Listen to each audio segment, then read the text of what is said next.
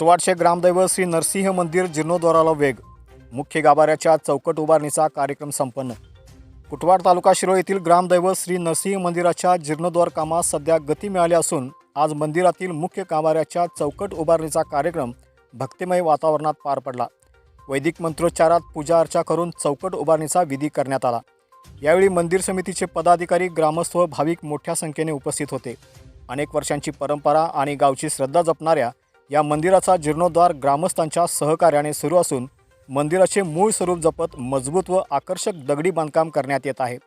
अभिजित पाटील सांगली कुटवाडकर यांच्याकडून पूर्ण गाभारा देवाचे बांधकाम करण्यात येत आहे.